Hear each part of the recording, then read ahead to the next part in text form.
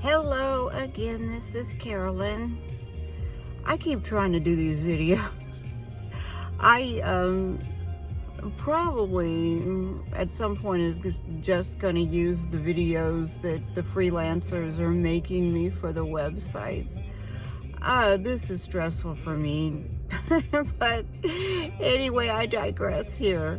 The reason I was making this video is you have probably heard by now I'm doing the off-the-grid website, freedom-basics.com, and I want to add spirituality to the site because I feel like, you know, it's physical, there's a lot of mental stimulation on there.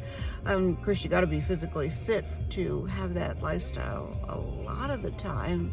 It's not easy. It's kind of like going out camping or something. I guess it wouldn't be in the big picture once you get comfortable, but I have no spirituality, no personal interest on there, or even generic interest that are spirituality based. And I mean, let's be honest, if we're really truthful with ourselves, that is something we should incorporate. And yes, I know there's a fair number of people that are atheist. Somehow, I think of the people that live off the grid as having a strong spiritual foundation. I know that perhaps some of them would be considered the Mennonites, or even pagan earth religion. I don't know. If you are a person living off the grid, can you tell me what type of faith that you incorporate within your life, if any at all? I am at Blaze, BLAZE 16700 at gmail.com because I want to make a fair representation.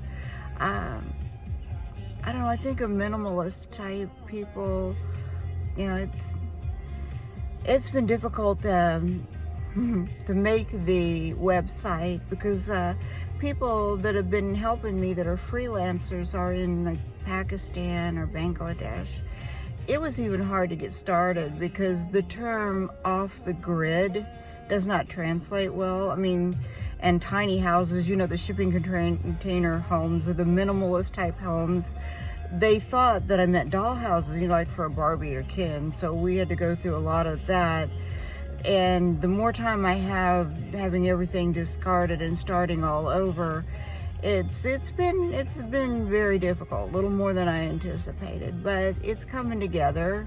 I got to get somebody to go through and fix the spelling errors. But anyway, I'm all over the planet. Let me reel it back in here because the purpose of this video is to decide what type of spirituality to add to the website. I was just going to put spiritual products, which will incorporate a lot of things. Everything, I guess, from Bibles to tarot cards, I guess. But it is important to me to really reach the correct audience. So I was hopeful maybe you could help me with that. I know there's a fair number of people that'll just say, hey, you do you, boo, because I mean, there was a time that we weren't this easily offended. We just, if we didn't like something, we would just not buy it or just bypass it. We didn't say, hey, let me speak to your manager and raise a lot of hell, because we would have been considered a bigger freak than the person that was selling something that offended us. I've got an example. I don't know if my son even believes this really happened to me, but I remember it. I used to go to this place called Fairyland Park when I was a kid in Kansas City, Missouri.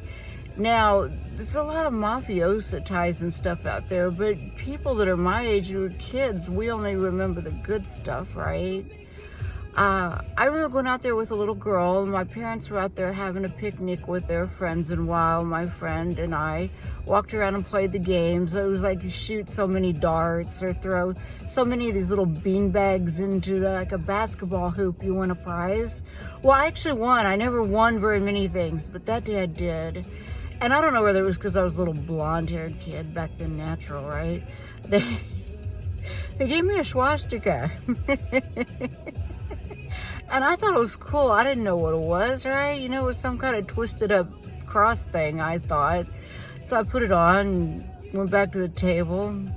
My dad looked at it, and he turned kind of red in the face, and he said, "Could you girls show me who gave you this?" So of course we go back there, and the guy, I mean, carnies, right? They've always been notoriously gypsies, tramps, and thieves. They just kind of go with it, but nobody got that mad. The only reason I remembered is because my dad was in hushed tones whispering with his friends, and they were like, "Oh, isn't that awful?" And back then I couldn't figure out what the big deal was. It was like a symbol. I didn't know what it was. And only thing that my dad ever got red in the face and embarrassed like that was it was something kind of pervy or sexual. It wasn't that. I never understood it, but I guess the point of the story is there wasn't a big fight. I only remember it to this very day because I went to the trouble to look up what a swastika was after that. I did not know. Only thing I ever knew was if it was something didn't have any naked people on it. I didn't know why my father got that upset, but there was no fight. He just said, "This is not a good gift for a kid," and they just like threw it back and said, "Okay," and gave me a little stuffed bear. And of course then I wanted the swastika back because I was like, wow, if it gets that kind of response, I need one of those. Because you know how kids are. It's like, you know, the forbidden thing. But anyway, and maybe as far as me putting spiritual products on this website, I should just put up there what I want. But again, I don't want to offend anybody. I'm thinking yoga is acceptable, right? Incense, of course, Bibles. What, you know, though, I mean, I don't know even if I need to be specific with which Bible. If I'm overthinking this, you know, it's probably going to give me a headache. I'll probably just go with the first products that these people from Bangladesh bring up. I'll probably just go with that. See, dream analysis is not an offensive line, or is that even considered spirituality? Probably no. Astral projection. I wanted a Ouija boards because I like those, and I know this doesn't count as spirituality, but ghost hunter stuff.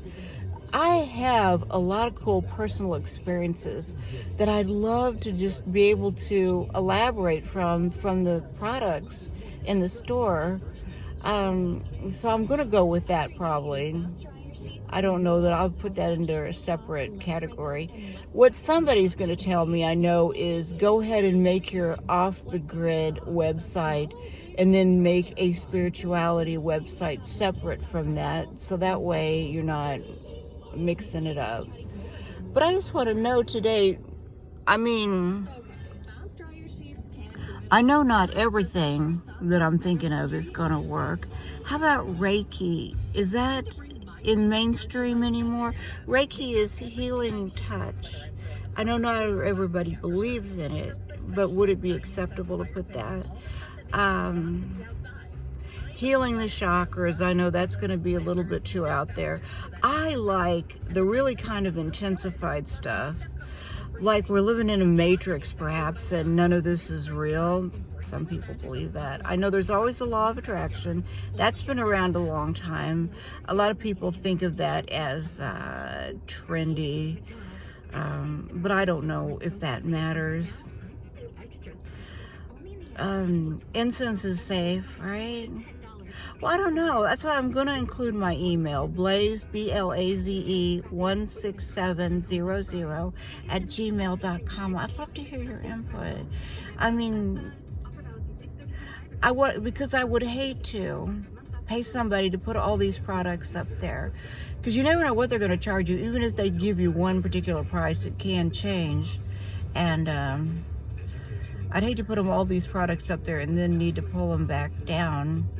I'm not going to go with Pinnacles, because even though the backstory of that is rather mild, I'm not going to put anything like that on there.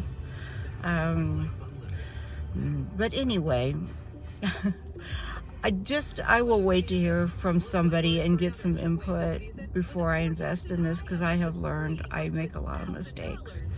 But thank you for your time, and I hope you're having a great evening.